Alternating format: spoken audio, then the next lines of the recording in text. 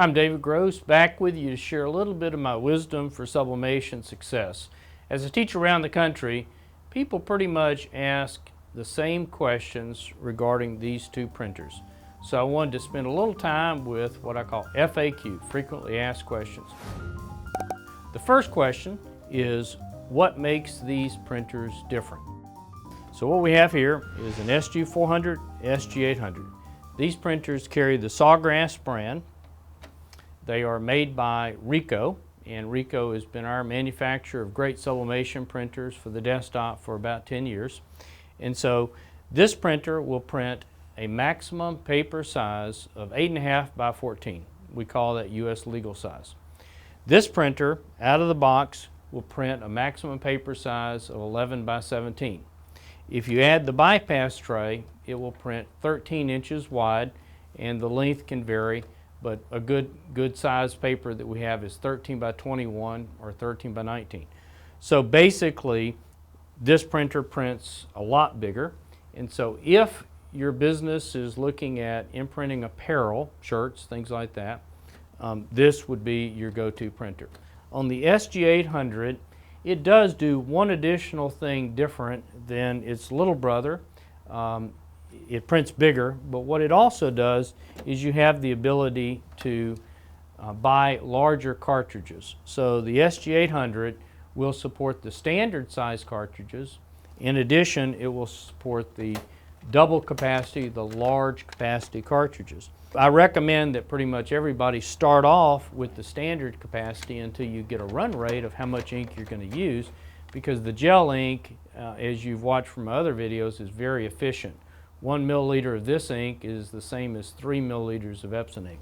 So if you're using a lot of a particular color, or you're just doing a lot of printing, you can swap out one at a time if you wish. You can mix and match to the large capacity cartridges, and I did the math, and I think it results in about a 20% cost savings compared to standard versus high capacity.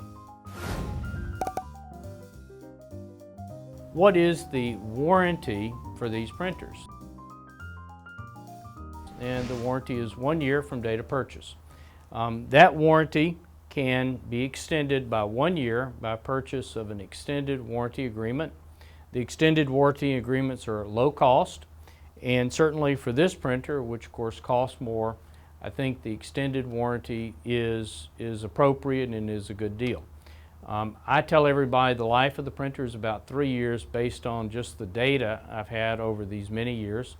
Your printer may last longer, it may last less than that, and it really will come down to how you take care of the printer. We do have videos. I do teach how to take care of the printers, to clean the belt, maintenance station, and other parts of the printers. That is very helpful to increasing the life of these printers. My printer now shows that one of the cartridges is empty. What do I do? These printers are all 4-color printers. They have 4 cartridges. The front panel of the printer will show you what's going on with each cartridge. So this printer over here on the front panel, it's showing me that the black is empty. You can see it by a down arrow on the front panel pointing to the color of the cartridge. So we're going to open the ink door, and we're going to locate, and you can use this or just use this. We're going to locate the color that's empty. We're going to pull it out, which in the case is the black, and we're going to put a new one in, and then we're going to close the door. And in a few seconds, the printer will begin to make noise. The messages won't go away for 15-20 seconds, and then you'll be back to a ready state. Should I replace a cartridge before it's empty? The answer in general is no. In other words, don't replace a cartridge because it says low. Don't replace a cartridge because you're having problems, because your problems are probably not related to that cartridge. There's only one exception, that is, you can replace a cartridge if that cartridge has reached its use-by date.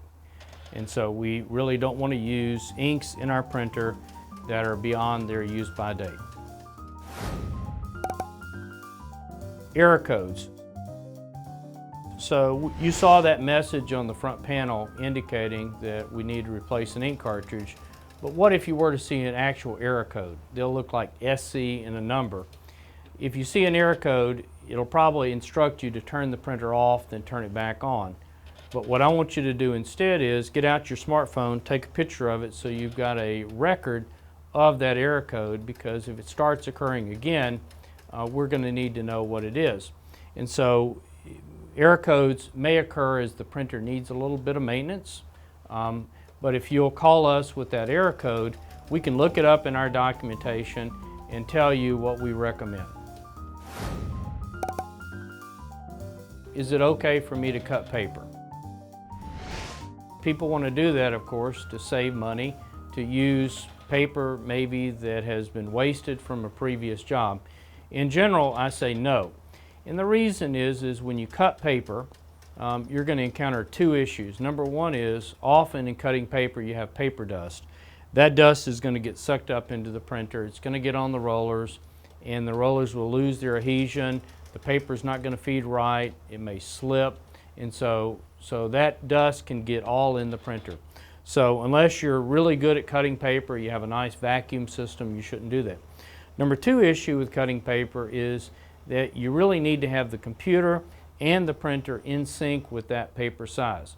So if you simply load a random paper size of a cut sheet in the printer and that's not exactly specified at the computer, often the printer will print ink directly onto the belt, the transport belt of the printer, and printing belt won't damage the printer permanently, but it certainly can interfere with print quality and can make a mess. So in general, I would recommend you not cut paper. Our next FAQ is sublimation paper. There are a few different types of sublimation paper we offer here at Condé, and people are always sort of hung up on, am I using the right paper for the substrate? And our instructions generally will specify what paper you use, and don't get hung up on it, just read the instructions and look at what we specify. We generally sell the TexPrint R papers. Those are papers made by the Beaver Paper Company, and I favor the TexPrint papers for soft substrates, for slate, for glass, and for our acrylic. The Dytrans paper, which is the Dytrans SPP family of papers, I favor those for hard substrates like Chromolux. It has a very, very sharp, crisp dot, excellent release. One of the newcomers to our world is the Neenah Emulate papers, and we'll be talking more about them in the future. But these papers are going to be, the Emulate Secure paper is going to be excellent because it has a tack feature, you know, once you put it on the shirt. So bottom line is, don't get hung up on the papers. Just simply read our instructions or simply call us and ask. I have a message at my front panel and it says something like, prepare new ink collector unit. What should I do?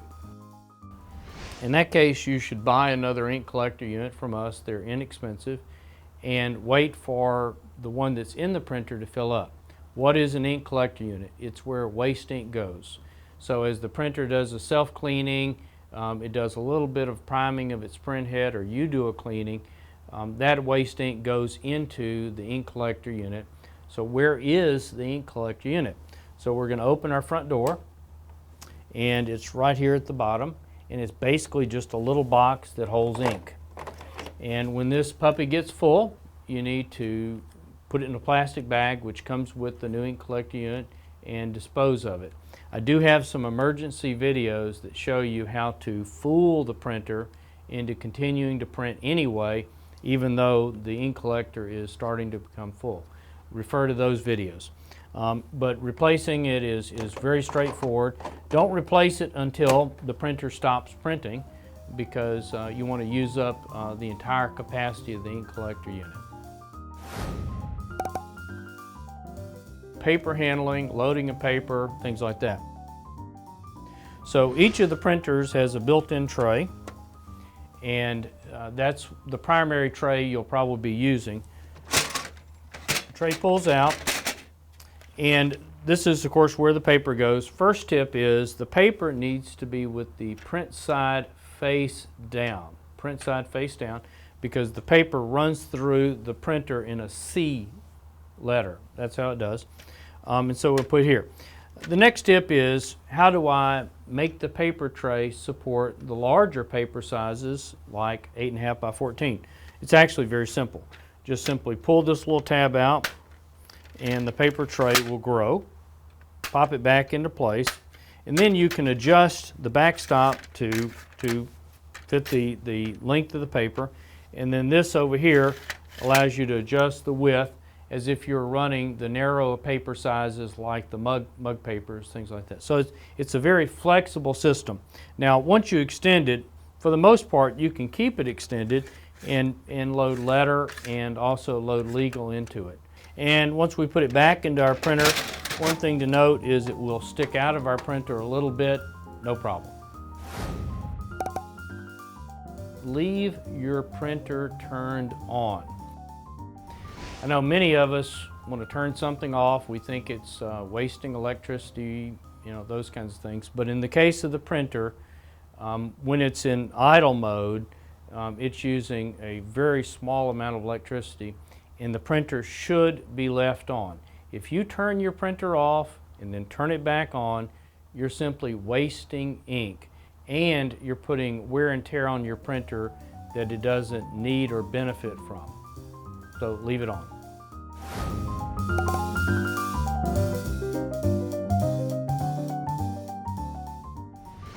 I have in my hand what's called a UPS. It stands for Uninterruptible Power Supply. I recommend you buy one and then hook up your inkjet printers and your computer. This will provide a degree of protection. It's a surge protector plus battery, so that on short power outages the printers don't turn off, the computer keeps getting power. This will, in the long run, save you a lot of money, increase the life of both your computer and printer. How can I take good care of my printer? We have a number of videos, plus you can call us, on things that we know, because we're pretty much into the 10th year of these printers, and we probably know them better than anybody else, certainly in the United States, and that is to take care of them. Number one is this printer has a fancy electrostatic transport belt. It needs to be cleaned ever so often. We can show you how to do that. The printer has a pump that primes the print head called a peristaltic pump, and we call it the capping station. That needs to be cleaned ever so often. And a few rollers and things like that. We can help you with these. Contact us, also watch our videos. How can I prepare the printer for transport? So generally, if you're just putting it in your car and you're moving it across town or moving it to an event, there's really nothing you can do or should do. But if you are going to put the printer in a box and ship it, I recommend that you remove the waste ink tank, which is right here. These tanks, if the printer were to accidentally be turned upside down, there's a possibility ink would come out of the ink collector unit. Obviously that would be a bad thing. So don't remove the cartridges, leave them like they are. Just simply turn off the printer and remove the ink collector unit if you're going to ship the printer, and you're going to be in good shape when you get to your next location. What are my options with hooking this printer up to my computer? Well, at this panel right here, we'll take it off. This panel has USB and Ethernet. We can use both of those, Mac or PC, doesn't matter, and you need to pick one or the other. USB, of course, is the most common. If you're going to use USB, a couple of very important rules. Number one, never use an external USB hub. Never use an external USB hub. And the reason is those will slow the data rate, and it becomes a little bit stuttery, and the printer will pause printing. It just won't be a good thing. It will create banding. So why do people use USB hubs?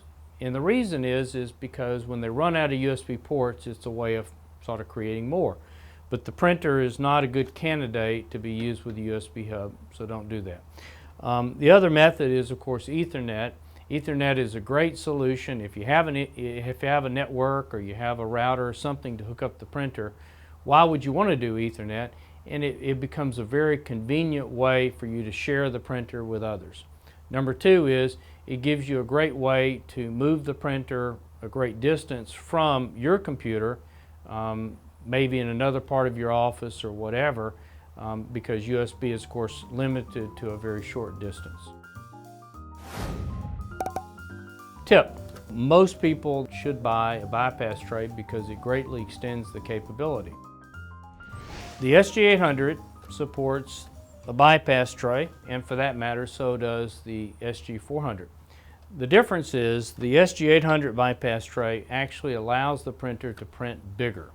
It prints that magic 13-inch width. And so most people that are going to buy an 800 should buy a bypass tray because it greatly extends the capability.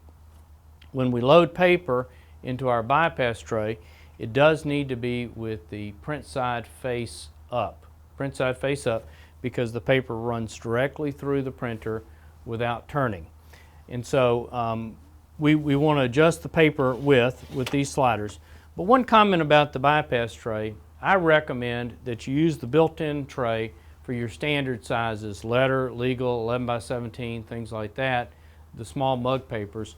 Reserve the bypass tray for your large paper sizes like 13 by 19, 13 by 21. Why would you want to add optional bottom trays to these printers? I have on this SG800 here, I have the optional bottom tray. Why would you want to add optional bottom trays to these printers? One's available for this and one's available for that. It's simply to have those paper sizes online all the time. So if you're doing jobs that require letter, you're doing jobs that say legal, maybe you do license plates, of course, which are 6 by 12, requiring the legal, then having an extra tray is going to save you a lot of time and motion, because that paper is going to be available, and at your computer you simply choose to print from tray 2. Hope this has been helpful. If you have additional questions, you can call and speak with somebody in our support department, your Condé account representative, or you can email us at saleshelp@condé.com. Thank you.